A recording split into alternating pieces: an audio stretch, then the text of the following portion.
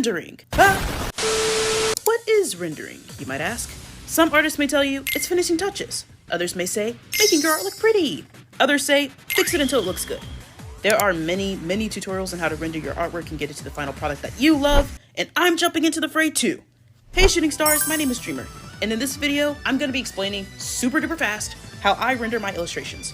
Keep in mind that my techniques may not work for you, and that's because, well, I'm getting ahead of myself. Okay, without further ado, let's get started. Now, you're probably wondering what I meant when I said my techniques may not work for you.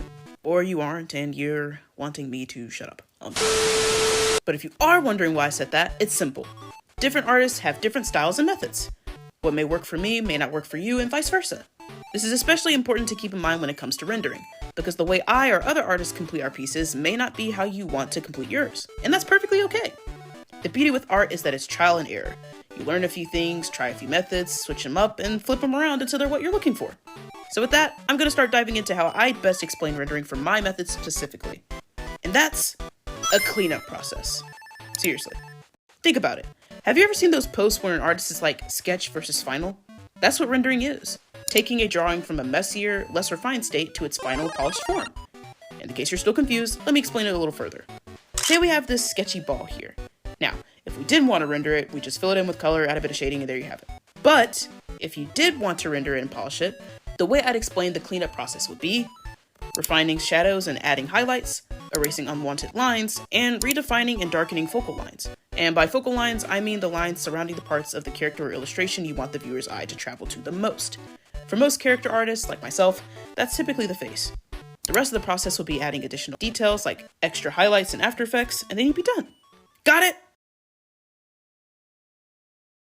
Never mind. Let's try it this way. How about I show you a step-by-step process of how to use the technique instead?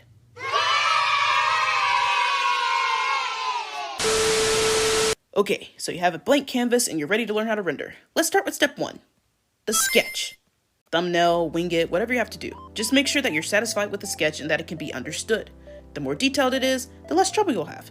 The same applies to those who want to take it a step further and add line art to their drawings, but I hate line art. Anyways, moving on. Step 2, the colors. I'm not going to spend too much time on this because it's not the main focus of the video, but to sum it up into TED Talk points, number 1, apply the base colors. Number 2, add the shadows. 3, add the cast shadows, which are basically the darkest shadows. And 4, fix how the shadows look until they're how you want them to be. Okay, here's where what I taught you earlier comes into play. It's time for the final step, rendering. Oh, there's no explosion here. Remember the steps I told you with the ball? You can go back to it if you need. I'll wait. Good? Okay. So, we've got step 1 of 3, which is to refine the shadows and add highlights. If you already refined the shadows pretty well in the coloring step, you may not have to stay on this step very long. Of course, that all depends on how much time you want to spend on each step, but I digress. Once you refine your shadows and add highlights, you should be at a point similar to my illustration. Tangent! You may be wondering at this point, Dreamer, why do you keep saying stuff like, it all depends on you, or refine it to how you envisioned it? And that's because it's true. Different artists have different preferences. What may be rendered to perfection to you could still be messy and unfinished to other artists. That's why you have so many styles of final products. Messy, half-rendered, and fully clean and polished. And even then, within each category, there's probably micro differences between each person. So it really is up to you. Observe the artists you like, or look back at your own pieces, and decide which style works best for you. Then find processes you can learn from that suit that style. For me, it depends on the style of the drawing I'm trying to make and how lazy I am. But that is besides the point. Anyway, once you find a style that best suits you, you can refine it accordingly. Hope that made sense. Anyways, back to the video. Step 2 of 3 is erasing any unwanted lines. How do you know if they're unwanted? Questions to ask yourself. Do they contribute to the piece?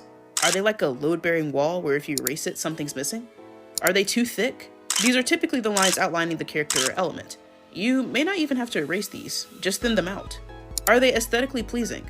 Some artists like to keep their sketch lines in their final product because it adds life or flow to the drawings.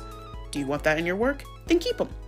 These are just a few questions you can use when it comes to erasing any unwanted lines in your illustration. For me, I typically keep a few sketch lines, but erase any that are too thick on the borders or aren't aesthetically pleasing. Here's how mine looks after step 2. Alright, step 3 of 3, final push. You can do it! Rah! This is when you redefine or darken any focal lines on your illustration. Again, Focal lines are the lines that bring attention to the most important part of the illustration, such as a large building or a character's face, etc.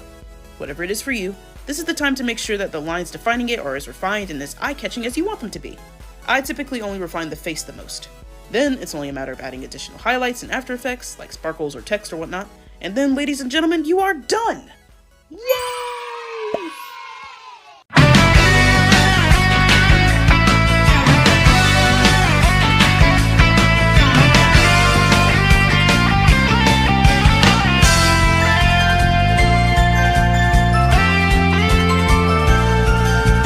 Congratulations, shooting stars! You just learned how to render your illustrations! I'm so proud of you. Remember, my process may not be what you prefer. You may like an even messier process, or you may want yours to be even more polished. That's totally fine. Art is all about experimenting and learning new methods until you find one that best suits your style. So if my technique doesn't work for you, just keep going until you find one that does. Nevertheless, I hope that you learned something from this video. And goodness gracious, our constellation has grown! Thank you so much to those who have subscribed to my channel. I really appreciate it. Wishing you all the best on your artistic endeavors.